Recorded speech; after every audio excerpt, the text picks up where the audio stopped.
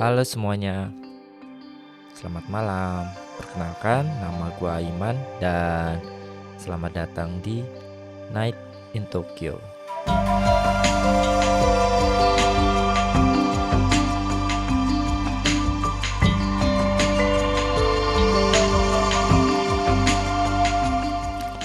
Halo teman-teman, kembali lagi dengan gua Aiman di Night in Tokyo.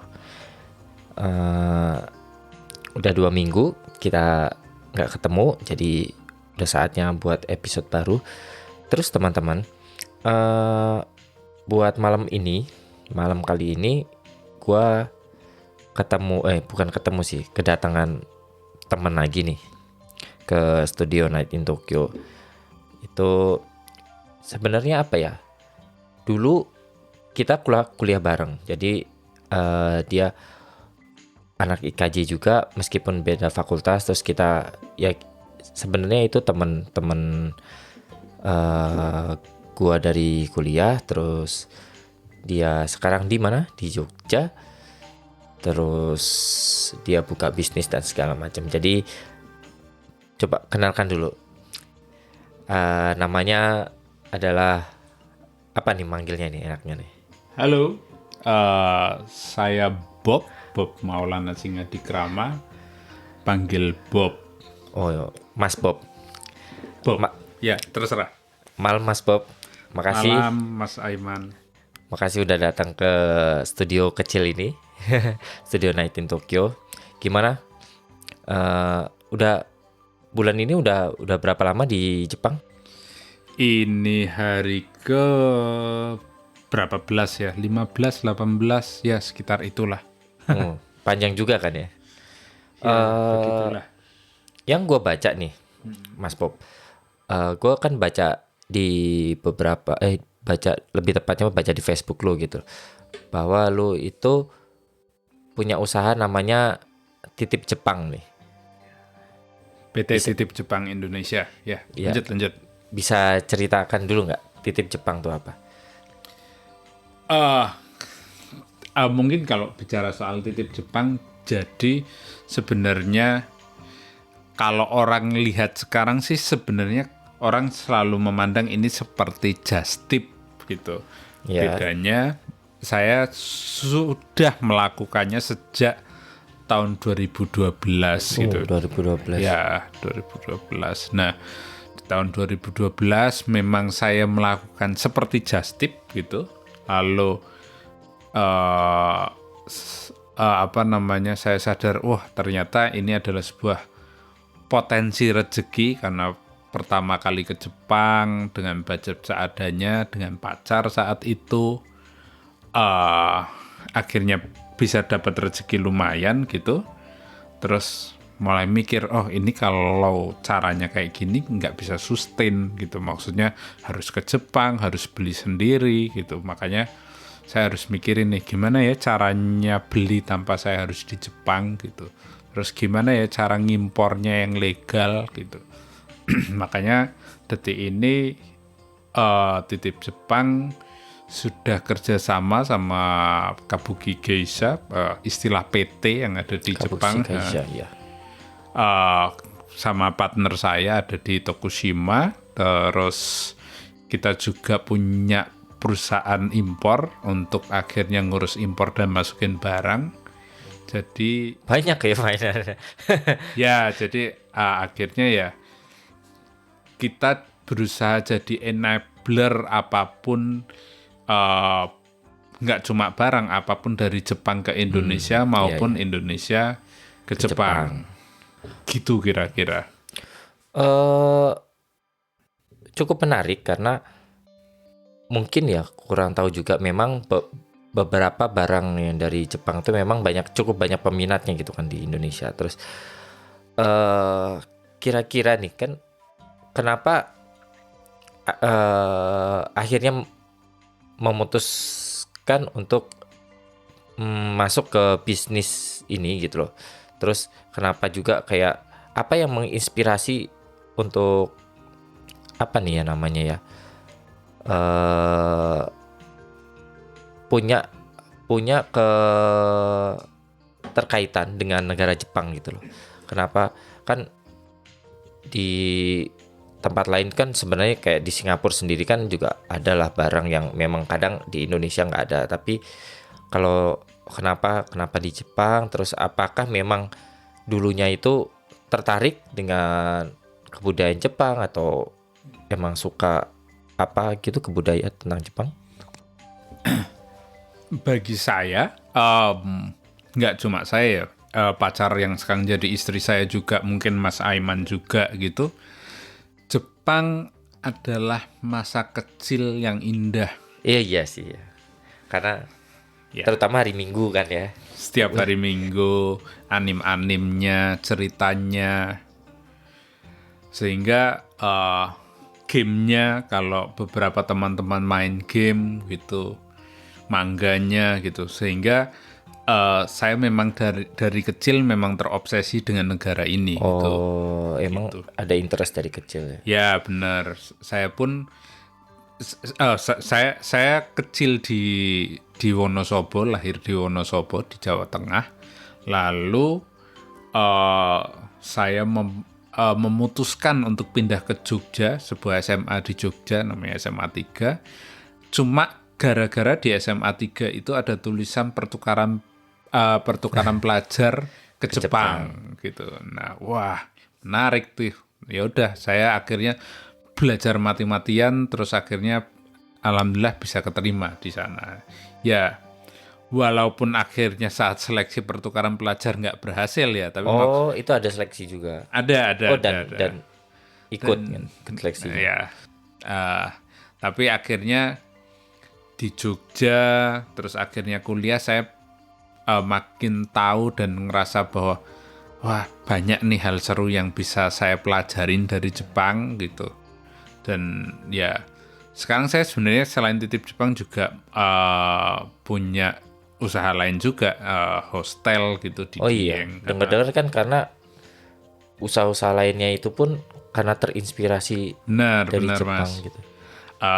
Hostel tuh juga ya karena saya dulu waktu awal-awal ke Jepang juga backpackeran, nginep di hostel gitu, terus nampaknya bikin hostel di kampung halaman saya menarik ya gitu. Kebetulan kampung halaman saya Dieng, daerah pariwisata, lalu yaudah belajar sekali dua kali, ngobrol sama pemilik hostel di Jepang, lalu saya sesuaikan dengan kondisi di Indonesia, dan ya alhamdulillah sekarang sudah jalan 3 tahun sih gitu sih hostelnya di Dieng.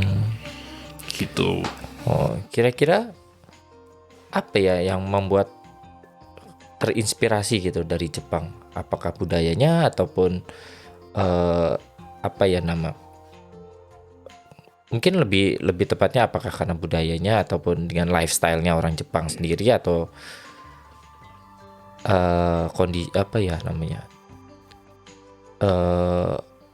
environment Jepangnya, atau apa nih? Apa ya? Walaupun kalau ngomong Indonesia harus seperti Jepang itu nggak mungkin, tapi aku ngerasa bahwa negara ini itu negara yang kalau ngomongin perfect tidak, tapi saya ingin Indonesia punya lingkungan sebaik ini gitu, sehingga membuat saya banyak hal apapun itu gitu. Kalau sekarang saya mungkin baru mengimpor barang, mengekspor barang, punya hostel yang sebenarnya ya diambil dari Jepang, terinspirasi dari Jepang gitu. Kenapa kayak gitu ya? Karena aku pikir nggak ada tempat yang seunik Jepang gitu. Walaupun ya seperti Mas Aiman sempat cerita di podcast sebelumnya bahwa Jepang juga punya sisi yang tidak melulu baik ya gitu. Iya, karena memang ya tiap negara ada baiknya, ada jeleknya juga gitu kan. Ya, kayak gitu. Kalau kembali ke pertama kali ke Jepang gitu kan. Waktu itu tahun? Saya pertama kali ke Jepang tahun 2000 2012 atau 13. 2013 itu orang masih orang itu orang Indonesia udah seheboh sekarang nggak sih? Kayaknya kan kalau dekade akhir ini kayaknya orang-orang Indonesia mulai banyak gitu kan datang ke Jepang apa segala macam. Kalau mikirnya sekarang kan memang bisnis yang Mas Bob lakukan itu menguntungkan gitu. Tapi apa yang membuat waktu itu pertama kali datang terus oke, gua buat bisnis ini nih. Oh, enggak sih. Karena memang tadinya ke Jepang juga niatnya belajar gitu. Enggak langsung, aku mau bikin bisnis ini. Dan belajar. Jadi tahun 2013 pertama kali ke Jepang itu pun naik pesawat murah gitu, pesawat promo. Waktu itu saya ngajak pacar gitu. Pertama kali terus nyoba nginep di rumah orang Jepang, nebeng, ya kenalan di Couchsurfing, kenalan di Facebook, terus aku nebeng tempatmu gitu. Nebeng itu berarti nggak bayar kan? Enggak. Ya kita bayarin makan malam saja sih gitu. Oh iya. Gitu. Terus bisa juga ya kayak gitu ya. bisa. Aku nggak tahu ya sekarang sudah seketat apa gitu. Tapi dulu tahun 2013 kalau nggak salah kami melakukan itu dan works gitu. Kita bisa bertahan hidup. Kalau nggak salah kita berdua budget travel ke Jepang itu 10 juta, nggak sampai orang dua gitu. Seminggu atau berapa lama? 10 hari. Oh 10 hari. Lama juga. 10 juta seorang 10 hari lama. Makanya. Boleh. Nah, apa namanya? Nah, waktu di Jepang ya mungkin karena saya Jepang adalah negara pertama yang saya datengin, negara luar negeri yang saya datengin. Lalu saya lihat, ternyata transportasinya oke ya, ternyata pedestriannya oke ya gitu. Terus banyak hal-hal kecil yang ada di Jepang yang sebenarnya untuk kita implementasikan itu bukan hal yang susah gitu. Cuma aku nggak tahu, entah ada tapi belum maksimal. Tapi aku kayak bisa dicoba nih gitu, ngulik-ngulik gitu. Makanya sempat datang ke Jepang agak pelosok gitu, lihat-lihat pertaniannya juga, gimana sih pertanian di Jepang gitu. Ya gitu-gitulah. Intinya karena memang dasarnya aku suka lihat, suka belajar, walaupun pinter sih enggak gitu. Cuma ya akhirnya dari lihat terus nampaknya bisa jadi peluang usaha, ya akhirnya jadi usaha gitu. Jadi awalnya dari mulai titip Jepang itu pas pertama kali datang ke Jepang itu atau gimana tuh? Aku ke Jepang pertama kali sama pacar, lalu ya kayak traveler pada umumnya gitu. Terus menarik ya, banyak yang bisa dijual gitu. Terus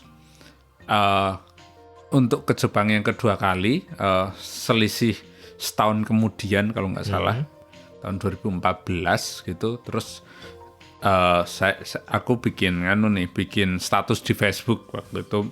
Sosial medianya masih Facebook gitu. Siapa nih yang mau titip barang dari Jepang gitu, titip Jepang, kloternya sekian sampai sekian gitu. Zaman dulu belum ada tuh istilah just tip atau semacamnya. Oh iya, belum ada tuh. Belum ada. Terus yaudah, alhamdulillahnya saat itu ada orang yang meyakinkan, beberapa orang, aku lupa yang pesan ada orang 20-an gitu. Dan total rupiah yang dikumpulkan ada sekitar 60-an juta gitu. Terus ya buat waktu itu saya usia berapa ya, buat orang umur 25 tahun, terus juga gajinya juga baru UMR-an, terus ada orang transfer 60 juta gitu. Kaget. Iya, bukan hal yang kecil gitu. Waduh, lumayan juga ya ini kita dikasih amanah, dikasih potensi rezeki segini banyaknya ya gitu. Terus ya udah ke Jepang, terus beliin pesanan orang gitu, terus ya itu seperti yang saya ceritain tadi, sadar bahwa ternyata ini kalau saya ngelakuin kayak gini terus nggak sustain nih, karena capeknya minta ampun, nggak mesti dapat gitu. Tapi masih pengen mempertahankan usaha itu kan.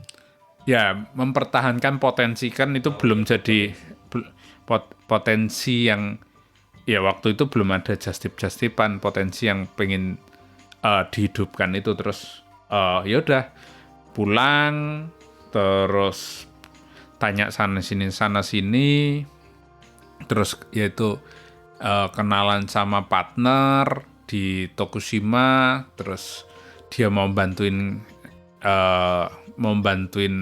ngimpor gitu, ngimpor dari ngekspor dari Jepang ke Indonesia gitu. Terus belajar gimana cara masukinya, belajar sama orang pajak, belajar sama orang bea cukai, ya gitu-gitulah. Terus akhirnya singkat cerita mulai dari karyawan cuma tim sih, bukan karyawan tim, cuma orang 3, sekarang udah orang 40 gitu di kantor.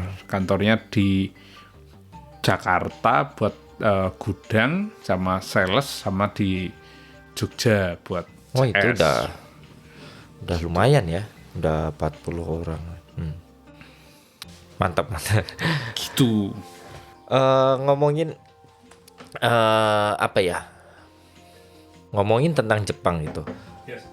Dan ngomongin waktu pertama kali datang ke Jepang, kira-kira sebenarnya ini gue senang gini sebenarnya nanyain ini ke orang Indonesia gitu, karena kadangkala impresi atau mereka tentang Jepang itu kan beda-beda gitu. Kalau Mas Bob sendiri waktu pertama kali datang ke Jepang, terus lihat Jepang tuh kayak gini, terus orangnya kayak gini, itu yang paling kesan, yang paling menarik tuh di mana, nggak bisa diceritain? Yang jelas orang Jepang memikirkan detail. Ya, detail. Sangat itu setuju detail, sih. Ya. sangat detail. Jalan untuk tunanetra, terus jalan akses untuk tunadaksa gitu. Terus ya intinya banyak gitu. Itu yang membuat saya wow gitu. Maksudnya karena saya memang belum pernah ke luar negeri yang lain ya, dan setelah saya lihat itu dan saya coba tanya-tanya sama temen yang ada di Amerika, di Belanda, di Inggris gitu, ternyata tidak semua negara kayak gitu kan. Tidak serapi dan sedetail Jepang gitu. Itu yang bikin wah edan nih gitu. Bahkan teman-teman juga pasti tahu gitu. Bahkan kayak Jepang tuh punya, setiap daerah punya ikon sendiri. Terus setiap koban kan polisi gitu, setiap wilayah punya ikon sendiri gitu, dan ya lucu, dan ikonnya nggak cuma berhenti di ikon, tapi akhirnya ditaruh buat komunikasi yang baik untuk ya kampanyenya mereka gitu. Terus ya ngomongin transportasi gitu, maksudnya kan gini ya, kalau rasanya kalau di Indonesia itu sebelum ada Gojek Gojek tuh rasanya mau kemana-mana bingung karena takut nggak ada kendaraan gitu. Nah kalau di Jepang itu selama masih di kota itu sebenarnya mau kemana-mana tuh bisa, asal kamu bisa baca peta, bisa baca jalur kereta gitu. Dan aku pikir bikin kayak gitu kan tidak semudah itu gitu. Nggak semudah. Sistemnya sih emang. Sistemnya itu yang bikin wah gila sih, itu menurutku keren banget gitu. Walaupun ya kalau ngomongin hal yang kurang gitu di Jepang juga ada aja gitu. Apa tuh kira-kira Mas? Ya contohnya kalau ngomongin biaya, contohnya kayak aku nggak tahu, ini pasti ada plus minus, kayak tax per transaksi 10%, dulu sih 8%, itu kan wow besar sekali ya gitu. Walaupun kalau kacamatanya dibalik di sisi pemerintah, ya pemerintah sekarang kita akhirnya tahu kenapa Jepang punya cukup uang untuk membuat banyak hal, karena setiap ya gampangnya kalau di Indonesia kamu beli Indomie, kamu beli pulsa, kamu beli sabun, itu tuh ada dipotong, ada potongan 10% semua. Kamu beli barang apapun di Tokopedia atau online store yang lain, ya dipotong 10%, bukan dipotong ya, biayanya ditambahin 10% buat 10%-nya buat pemerintah gitu. Pemerintah. Itu kan terus ngomong betapa kalau di kacamata pemerintah itu akhirnya pemerintah punya uang banyak untuk melakukan apapun, di kacamata kita kan berarti wah, setiap apa-apa harus ditambahin beban 10%, dan harganya pun dua-duanya terpampang, maksudnya harga sebelum teks dan harga setelah teks. Dan aku nggak tahu ya apakah itu memang kewajiban gitu. Mungkin memang salah satu kewajiban sih.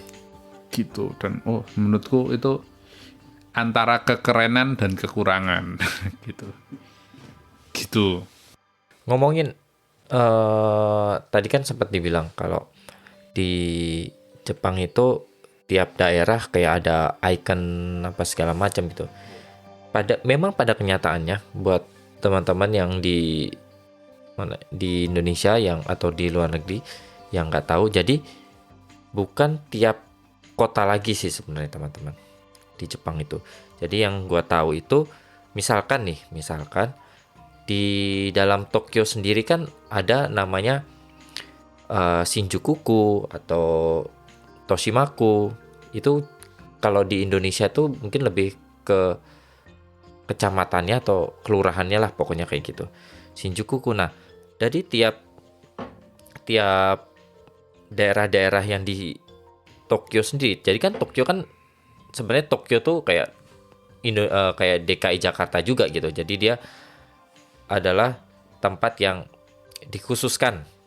Jadi sebenarnya dibilang kota juga enggak, karena Tokyo itu bisa dibilang udah termasuk provinsi, tapi kalau dibilang provinsi juga enggak, karena kalau di Jepang kan misalkan Saitama Ken gitu, tapi Tokyo tuh enggak Ken, Tokyo tuh To gitu. Jadi dia dibilang provinsi. Jadi intinya Tokyo itu kayak tempat kayak DKI Jakarta juga gitu. Nah, di setiap tempat-tempatnya itu, kalau kayak Shinjuku itu mereka punya logo sendiri.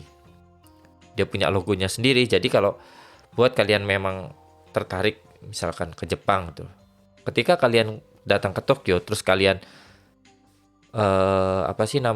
berdiri di satu daerah misalkan di Shinjuku gitu, kalian lihat aja ke manhole gitu, apa sih namanya kalau bahasa Indonesia manhole itu, tempat lubang buat penutup lubang yang buat orang masuk ke bawah itu. Nah, di situ tuh biasanya ada desainnya, terus ada logonya. Nah, logonya itu ya logo daerah tempat kalian berdiri itu. Misalkan Shinjuku, logonya kayak gini. Terus kayak Toshima tuh, Kitaku itu logonya beda lagi gitu. Terus bahkan di setiap daerah-daerah itu tuh nggak cuma logo, biasanya mereka punya yang namanya maskot juga gitu loh. Iya. Nah, jadi sebegitu niatnya sih sebenarnya Jepang itu untuk mikir sampai sejauh sana gitu. Entah itu adalah pertimbangan estetis atau hospitality, kan bisa juga gitu loh. Jadi kayak menarik sih. Nah, itu menarik tuh. Dari kapan sih pemerintah Jepang punya pemerintah dan setiap sektor, setiap kementerian gitu tuh punya desain semenarik itu gitu. Apakah memang dari zaman Edo apa zaman apa gitu udah punya desain kayak gitu? Karena ya Tapi memang ya kalau zaman dahulu itu eh marga Jepang itu atau klan. Tahu kan klan? ya. Klan Jepang itu punya logo. Nice. Nah, atau gini, sebenarnya kalau ngomong ini karena ya kita orang Indonesia ya, apa namanya, ya dengan segala hormat dengan negara kita tercinta gitu, kan setiap kabupaten sama provinsi juga punya logo, tapi ya bentuknya wudidadidau gitu lah. Nah, belum lagi kayak kantor Secara estetis ya. Ini ya ngomongin estetis. estetis ya, kantor polisi gitu. Kantor polisi kan setiap daerah juga punya logo, terus kementerian gitu-gitu. Nah, padahal kalau teman-teman lihat logonya apa namanya kabupaten waktu zamannya Belanda, itu tuh logonya keren loh. Oh iya. Heeh. Terus logo kayak keraton-keraton Oh iya, Jogja, Keraton keraton Jogja. Solo, logonya keren loh. Nah, kok aku di sini aku baru keinget, kok aku baru sadar bahwa kayak dulu tuh logo keraton keren, logo apa kabupaten-kabupaten zaman Belanda itu keren gitu. Terus tiba-tiba wush, gitu tuh apa yang membuat eh, bangsa kita secara estetis dalam bicara logo tuh menurun gitu. Apakah memang waktu itu fokus ngomongin politik sehingga estetisnya jadi hilang atau apa gitu? Nanti kita lihat Google. Gue sendiri juga nggak tahu sih kan. Jadi sejak kapan Jepang itu menerapkan kayak gitu? Apa emang budayanya seperti itu? Tapi dari pengalaman gue sendiri kerja nih di tempat Jepang atau belajar terus ketemu orang Jepang gitu, memang kalau dilihat secara luas mungkin kayak gini gampangnya sih. Jadi tiap sektor atau tiap tempat atau tiap kabupaten itu mereka merasa seperti persaingan gitu. Ketika daerah ini punya logo sama maskot sendiri, wah gue nggak mau kalah, bisa jadi kan kayak gitu. Wah gue nggak mau kalah. Terus akhirnya karena kompetisi itu jadi dia ikutan buat gitu, yang dimana ujung-ujungnya semua tempat di Jepang itu punya gitu loh yang namanya logo dan maskot gitu. Karena kalau kayak karena bukan sembarang buat sebenarnya. Kalau yang gue tahu ya di Jepang ya, kayak logonya yang kayak maskotnya Kumamoto itu yang mungkin orang yang suka budaya Jepang terus ngerti dikit, terus ada yang maskot apa sih ini, beruang yang warna hitam, itu memang maskot Kumamoto gitu. Karena Kuma itu bahasa Indonesianya, kalau dari bahasa Jepang itu namanya artinya beruang gitu. Terus nah, apa yang mereka terapkan dari maskot itu tuh nggak sekedar cuma apa sih namanya formalitas atau ya yang penting buat, enggak. Pada kenyataannya maskotnya itu kayak sering muncul di iklan pariwisatanya mereka, terus produk-produk yang asli dari daerah itu gitu loh. Mereka itu kayak jadinya bangga dengan maskotnya itu gitu loh. Jadi kalau dilihat lebih luas, kesimpulan gue sih kayaknya memang orang Jepang itu cukup kompetitif gitu loh. Jadi ketika tetangganya apa di daerah ini terus bikin ini, terus dia nggak mau kalah, dia juga bikin ini. Karena kayaknya di orang Jepang itu istilah hidup lempeng-lempeng aja tuh nggak ada gitu sih menurut gue ya. Karena dia tetap harus punya tujuan, punya target, dan harus lebih baik dari yang kemarin. Jadi ya segala cara, apapun segala cara pasti dilakukan, meskipun itu cuma ngomongin tentang kelurahan gitu kan. Karena kelurahan sendiri kan mereka mungkin ya, kalau orang Jepang malu sih kalau servisnya tuh nggak bagus gitu loh. Kalau yang harusnya mereka itu adalah membantu orang yang tinggal di Jepang, terus tapi itu nggak membantu bagi mereka, mungkin kalau menurut gua itu adalah sesuatu yang memalukan mungkin bagi orang Jepang kayak gitu. Jadi Mungkin. nggak sekedar estetis doang sih, kayaknya memang mereka itu sangat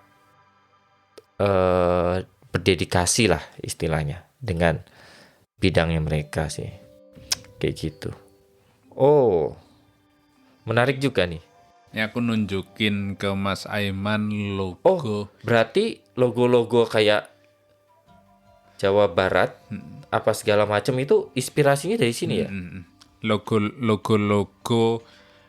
kabupaten atau aku nggak tahu istilahnya karisidenan atau apa zaman Belanda. Logonya tuh kalau teman-teman nanti Google, logonya tuh kayak logo klub sepak bola Inggris gitu.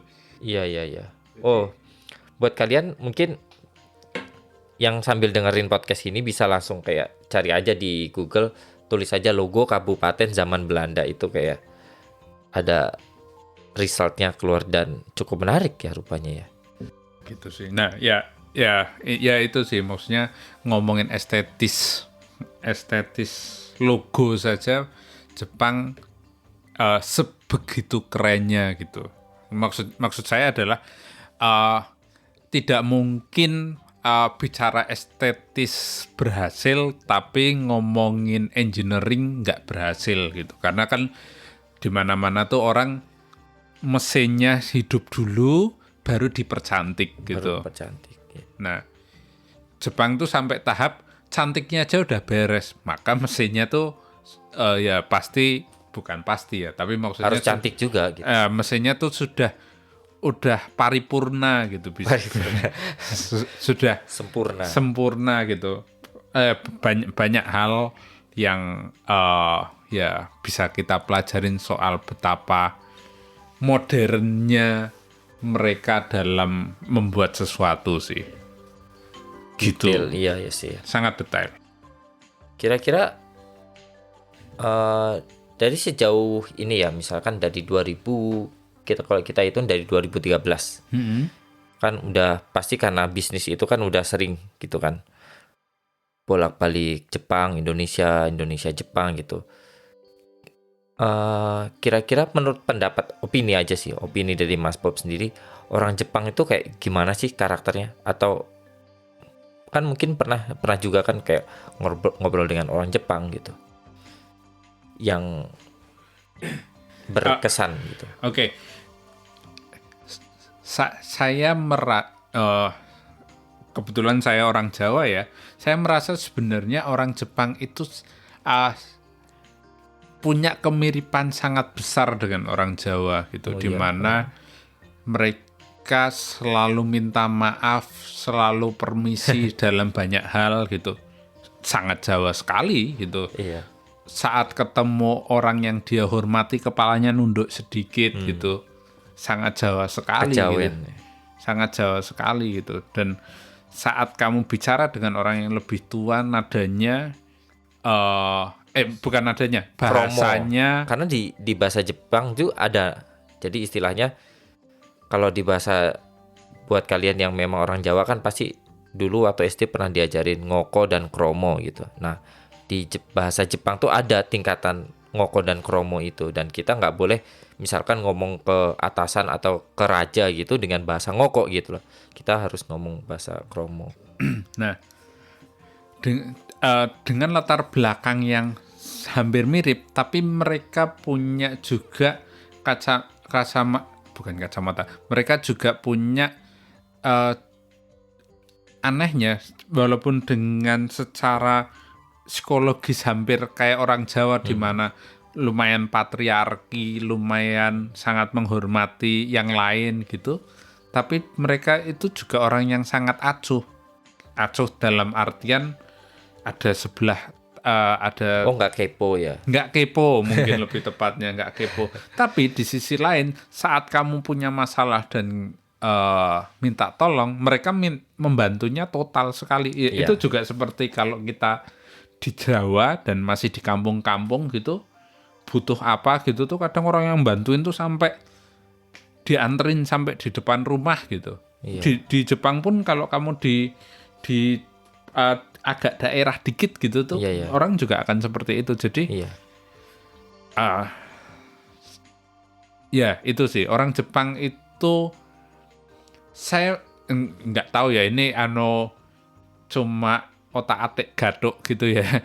Saya kayak ngerasa dekat secara kultural dengan Jepang karena saya Jawa dan Jepang punya rasa respect seperti itu, tapi mereka berhasil merevolusi kebudayaan itu menjadi kebudayaan yang produktif gitu. Dan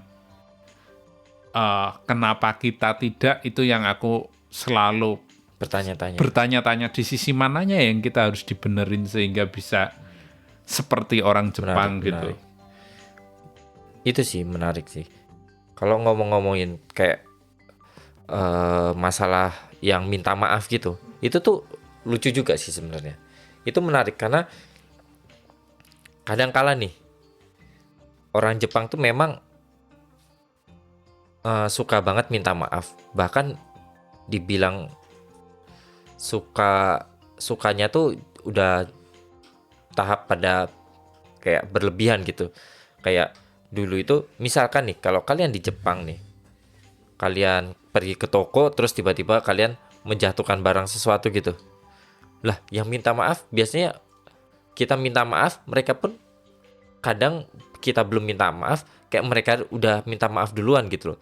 Jadi kayak loh, kadang gue sendiri bingung gitu loh, gue yang salah tapi kenapa dia yang minta maaf gitu loh. Yeah. Jepang itu apa ya, mungkin karena sama customer ya. Kalau sama customer memang seramah itu ya.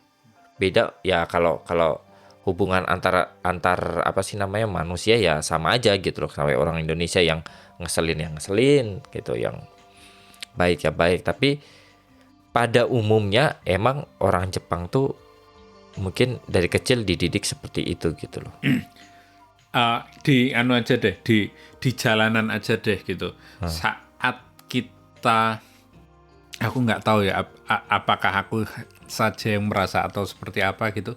Saat kita berhadapan dan jalan gitu, terus kita berpapasan gitu tuh, mereka tuh kayak maaf gitu, semua saya gitu sambil sedikit nunduk gitu kan, itu kayak sorry yo gitu kalau bahasa Jawa ngapunten gitu, nyon sewu gitu.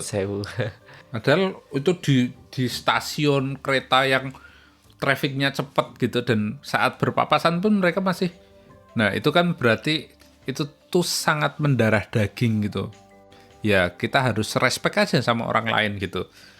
Kamu bawa ya ini kejadian karena saya juga dulu just tip ya. Kamu bawa koper besar gitu.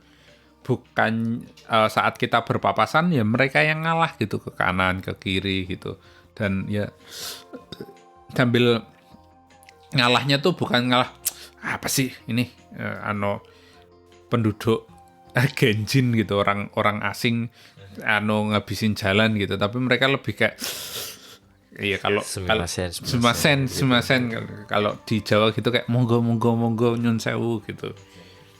Memang menarik sih kalau ngomongin budaya orang Jepang. Gue juga akhirnya kepikiran gitu. Kayak ada sedikit kemiripan dengan budaya Jepang sendiri, itu ada sedikit kemiripan dengan budaya Jawa menurut gue. Karena pertama dari sisi bahasanya itu. Sisi bahasanya itu kayak kita tahu kan kalau orang bahasa Indonesia sendiri itu nggak ada yang namanya bahasa kayak yang untuk menyanjungkan gitu loh, kayak bahasa kromo inggil, bahasa halus lah, maksud bahasa halus. Kalau bahasa Jawa kan kromo inggil. Jadi kalau di Jepang itu ada namanya songkego gitu. Artinya ya bahasa yang meninggikan gitu. Jadi kayak sama gitu loh. Kayak kalau di Jawa itu udah pasti kalian kalau ngobrol nih sama orang keraton atau bahkan kayak sultan itu pasti kalian nggak bakal ngomong dengan bahasa ngoko kan gitu. Pasti kalian bakal ngomong dengan bahasa kromo inggil. Nah, di Jepang sendiri ada gitu loh. Bahasa yang tingkatan bahasa kayak gitu kayak kalau kalian ngomong sama bos kalian, ngomong sama klien kalian atau ngomong sama customer kalian itu cenderung dengan bahasa apa sih namanya kromo inggil itu loh, ataupun kalau di Jepang itu namanya keigo atau songkeigo gitu. Nah,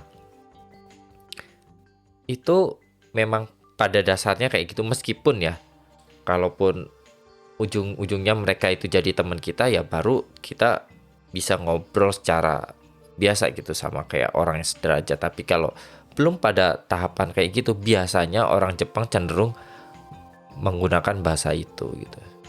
Menarik karena gue juga gue jadi kepikiran, oh iya ya, kayak budaya Jawa itu dengan apa ya, dengan Jepang itu ada miripannya gitu. Meskipun kalau di Jepang itu istilah alon-alon asal kelakon tuh nggak ada gitu. Karena orang Jepang terutama Tokyo ya, aduh itu kalau kalian lihat di jalanan udah langkah mereka itu cepet dan segala macam gitu.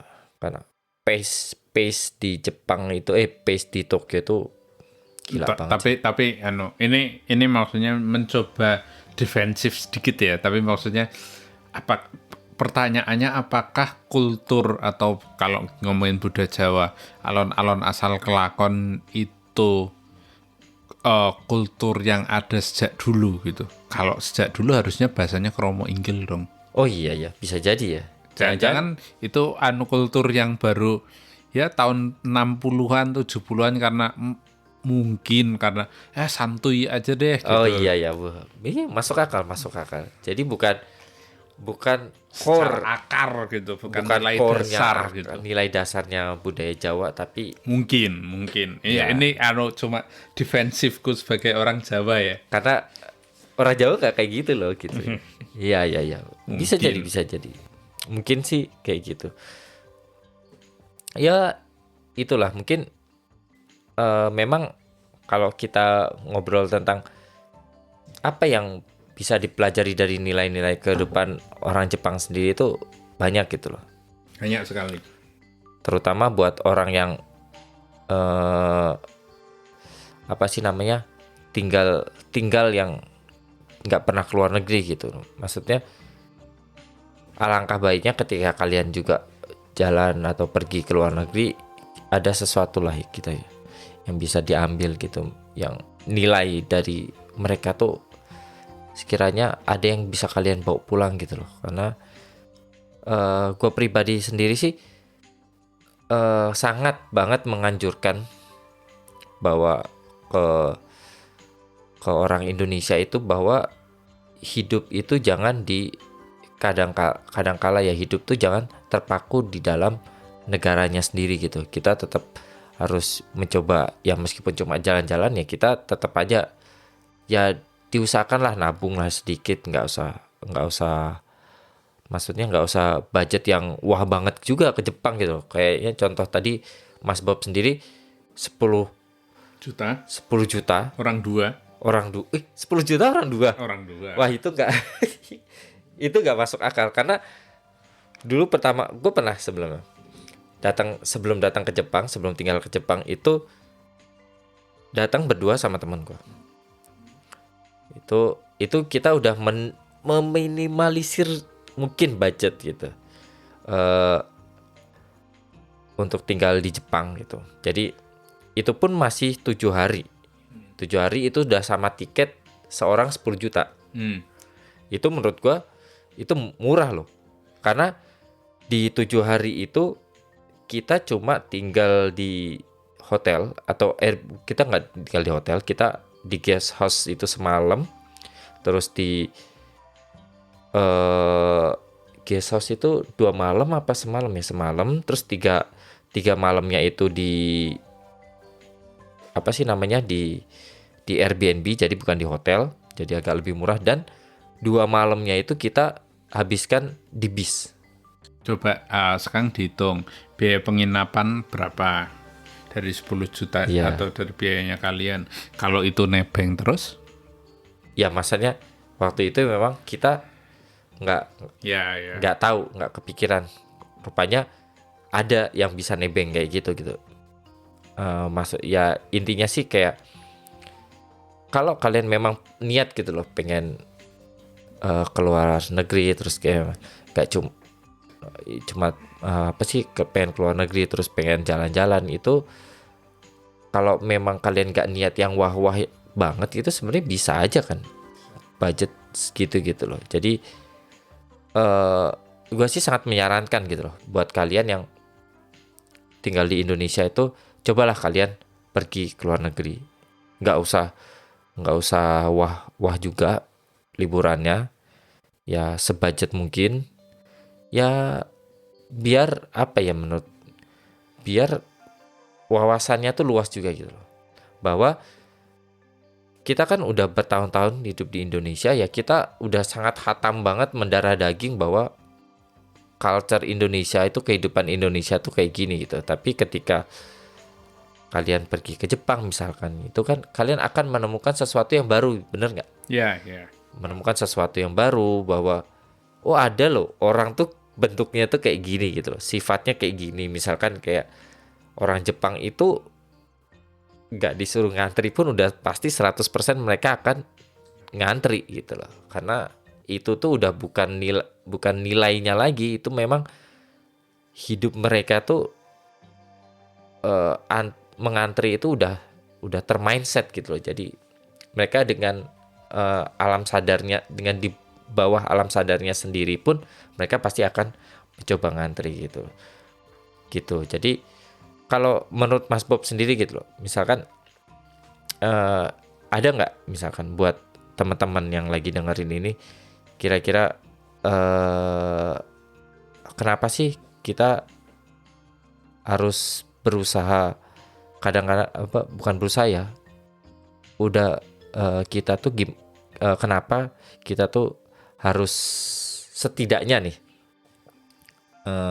berpikiran lebih luas, terus melihat alam baru selain Indonesia gitu. Gini,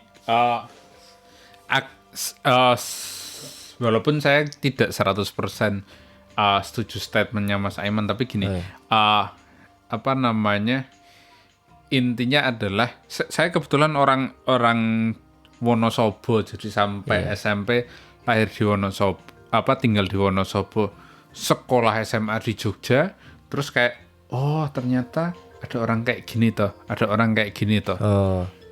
Habis itu kuliah di IKJ, ketemu Mas Aiman, oh ternyata ada orang kayak gini toh.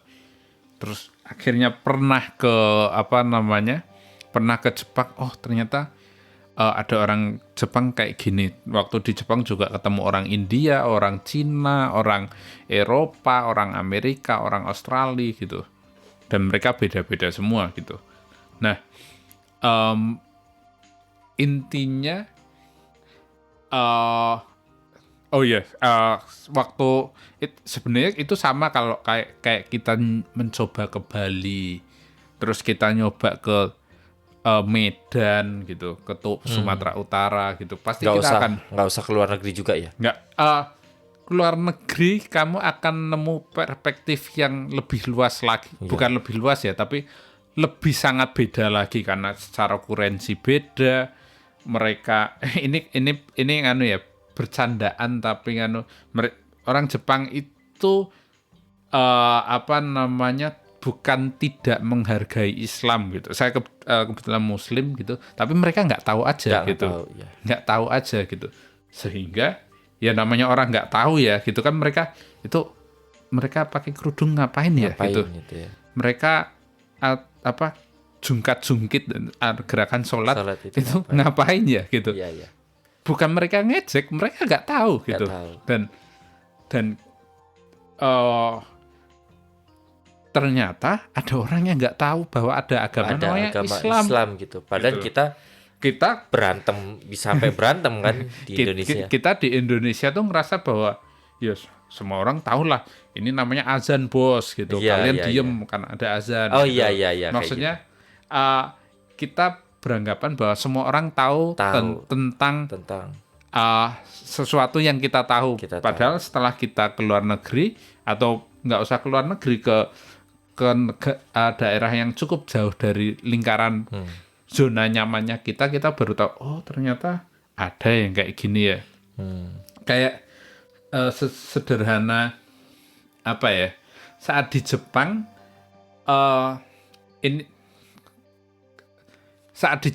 saya baru mempelajari bahwa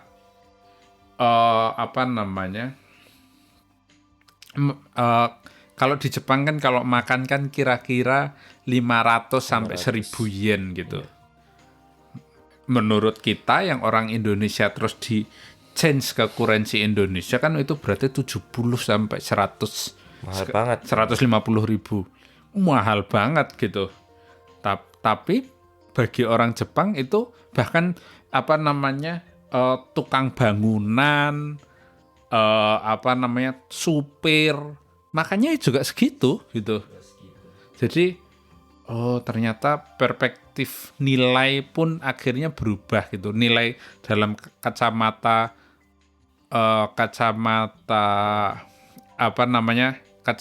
kurensi mata uang pun berubah gitu. Dan kayak contoh di Jepang tuh potong rambut kira-kira 1 juta gitu. Bagi kita wajigur itu ngapain 1 juta, diapain aja itu. Itu bagi orang Jepang ya potong rambut ya 1 juta.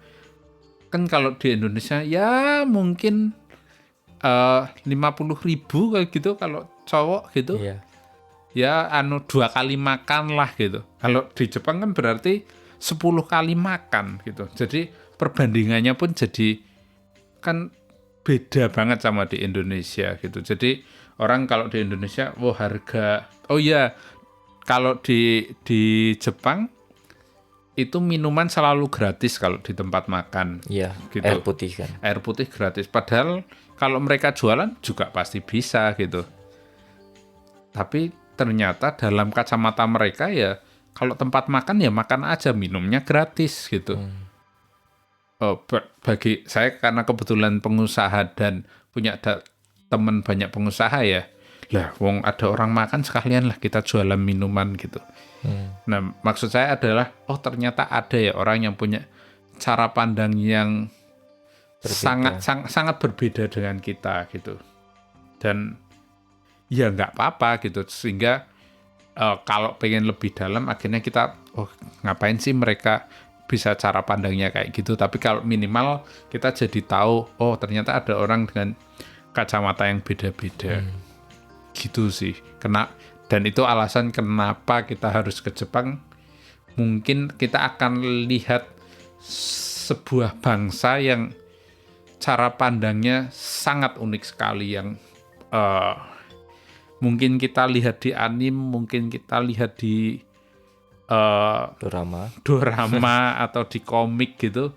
Nah, kita lihat langsung dan emang ada gitu loh. Emang beneran kayak gitu kan. Jadi kalau pengen lihat itu stay di Jepang seminggu 2 minggu gitu. Interaksi sama orang Jepang gitu. Stay di Jepang 10 hari kumpulnya sama orang Indonesia terus ya, nggak belajar apa-apa juga gitu loh. Gitu sih. Terakhir nih. Buat penutupannya. Gua pengen tahu nih. Bukan pengen tahu sih, lebih tepatnya kayak pesan dari Mas Bob sendiri gitu loh. Pesan dari Mas Bob sendiri ke siapapun yang dengar podcast ini gitu, kayak menurut Mas Bob itu kenapa Jepang itu cukup cukup bernilai cukup worth it gitu loh buat didatengin gitu. Ini tadinya awalnya ngomongin bisnis, terus ngomongin pengalaman, terus jadi duta pariwisata Jepang. Kalau Enggak, aku cuma pengen pengen melihat opini perspektif dari, kan Mas Bob sendiri kayak udah berpuluh-puluh kali ya, puluh kali, nggak, belum sampai ratusan sih. berpuluh-puluh kali datang ke Jepang gitu.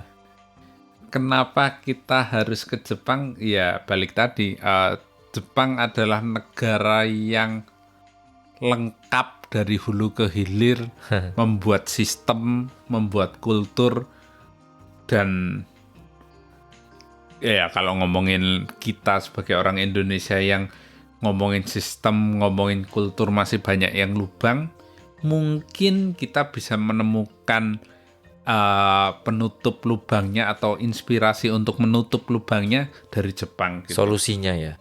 Ya bisa terinspirasi lah iya. minimal, karena kan kita nggak bisa copy paste langsung ke Indonesia gitu. Memang harus gitu. Karena dengan rumitnya, ya bayangin kita bersuku-suku, pulaunya beribuan, pulaunya banyak banget, bahasanya banyak banget gitu. Terus kalau ngomongin secara merdeka secara ekonomi juga baru setelah, dan demokrasi juga baru setelah reformasi gitu. Banyak sekali lubangnya gitu. Nampaknya Jepang bisa jadi benchmark untuk kita, minimal terinspirasi buat kelihatannya ini dimodif dikit bisa menembel entah masalah pribadi, masalah perusahaan, atau masalah wilayah di tempat kita gitu sih. Dan itu mungkin pemerintah Indonesia sendiri harus banyak belajar juga mungkin ya dari sistem Jepang. Karena buat kalian yang nggak tahu, memang Jepang itu menurut gue pribadi ya adalah negara yang paling jago dalam membuat sistem gitu. Jadi sistem tuh dari A sampai Z, dari hulu ke hilir itu tuh sampai sedetail mungkin, bagaimana supaya orang itu yang melakukan itu nggak miss gitu. Itu Jepang paling jagonya. Oke, pokoknya mungkin sedikit itu dulu sih sebenarnya. Terima kasih buat Mas Bob yang siap udah jauh-jauh datang sini. Terus tadi kan pertanyaan terakhir. Jadi untuk menutup podcast kali ini, gue pengen Mas Bob cerita sedikit nih tentang titip Jepang. Kira-kira buat yang dengerin podcast ini kayak pengen tahu, misalkan kalian bisa titip apa sih sebenarnya di titip Jepang itu tuh? Aduh, jadi promo nih. Kalau ngomongin titip Jepang sebenarnya kita berusaha menjadi enabler apapun gitu. Jadi mau beli tiket konser, sampai tiket konser juga. Tiket konser, tiket wahana, terus subscribe fans club, terus beli gift card, maksudnya kayak Amazon, DMM card dan lain-lain, sampai beli barang pun mau new, second, mau yang curah, mau yang dari spare part motor, alat pancing, CD, buku, semua kita bisa bantu gitu. Begitupun juga sebaliknya, sebenarnya tidak hanya mengirim dari Jepang ke Indonesia. Kebalikannya dari Indonesia. Dari Indonesia ke Jepang juga kita sudah melakukannya minimal dari tahun 2020 ini gitu. Jadi yang orang tinggal di Jepang kira-kira kangen dengan butuh apa gitu. Kita akhirnya juga mengeksporkan dari Indonesia ke Jepang. Intinya sih intinya kita berusaha untuk mengkonekkan kedua belah negara ini, demand-nya apa yang bisa disupport di kedua hal, kita berusaha fasilitasi gitu. Walaupun kalau ngomongin apps dan lain-lain memang belum ada, tapi ongoing lah gitu. Oke, terima kasih. Jadi bisa di-share kira-kira kalau mau tahu tentang titip Jepang itu bisa, mungkin ada website atau Ya bisa mampir ke titipjepang.com atau ke sosial medianya Instagram, Line gitu. Ke Titip Jepang gitu, searching aja Titip Jepang gitu. Kita CS 24 jam. Terus mau beli apapun juga 24 jam. Terus kalau mau bertanya apapun bisa mention atau DM aku di Bob Singa di Krama gitu, di Instagram atau di Twitter, monggo. Oke, terima kasih buat Mas Bob. Jadi Siap. ya, buat kalian yang bingung kenapa tiba-tiba rekamannya mati dan gak ada penutupannya, jadi gini teman-teman. Jadi untuk episode kali ini gua ngobrol dengan Mas Bob sendiri pun mostly nggak terencana, jadi kayak dadakan juga, kayak ya impulsif aja sih kayak gitu. Terus pokoknya buat Mas Bob, terima kasih banyak di sela-sela waktunya dia buat ngurusin bisnisnya dia, mondar-mandir ke sana sini, beli barang dan segala macam, keliling Tokyo, dan dia masih bisa menyempatkan waktunya buat ngobrol di sini. Terima kasih banyak. Terus buat kalian yang dengerin, kayaknya kok di awal-awal kayak awkward dan segala macam ya, pokoknya seperti yang gue bilang di awal, podcast ini nggak terencana banget sih sebenarnya, kayak dadakan juga, jadi ya impulsif aja. Terus kita ngobrol, terus kita rekam karena udah malam juga, meskipun nggak terlalu bagus, kita karena mungkin udah capek dan nggak merekam ulang. Terus Mas Bobnya sendiri cuma ada waktu itu aja, jadi tadinya mau digimanain juga sih sebenarnya podcastnya. Gue mikir, terus kayak gue udah dengerin podcastnya dan banyak hal yang menarik yang kita obrolin yang mungkin berguna juga buat kalian, bisa menginspirasi kalian juga. Atas dasar itu akhirnya podcast ini tetap gue angkat. Jadi cuman untuk penutupannya, karena waktu itu sebenarnya gue merekam penutupannya juga, tapi masih pokoknya kurang bagus lah, karena mungkin udah capek dan segala macam. Jadi gue rekam terpisah penutupannya. Pokoknya segitu dulu buat episode kali ini. Buat kalian yang masih mendengarkan sampai episode kali ini, gue ucapkan terima kasih. Semoga episode kali ini meskipun kurang berkenan, semoga bermanfaat lah pokoknya bagi kalian. Jadi sekian dulu buat episode kali ini. Sampai jumpa minggu depan di episode selanjutnya. Dan jangan lupa juga kunjungin website Night in Tokyo di nightintokyo.com. Jadi di sana kalian bisa baca-baca blog gua juga, bisa dengerin podcast langsung di sana juga. Jadi jangan lupa kunjungi juga website Night in Tokyo. Jadi sampai jumpa 2 minggu lagi. Dan sekian buat episode kali ini. Selamat beristirahat, selamat malam, dan bye-bye.